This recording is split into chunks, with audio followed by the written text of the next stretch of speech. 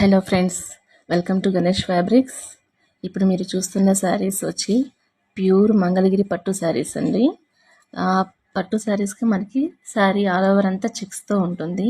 కింద border part వచ్చేసి మనకి ఇక్కత్ వివింగ్తో ప్యారప్ చేసి ఉంటుంది. అండ్ మనకి కింద వచ్చేసి కడ్డీ బోర్డర్ అనేది ఇవ్వబడుతుందండి.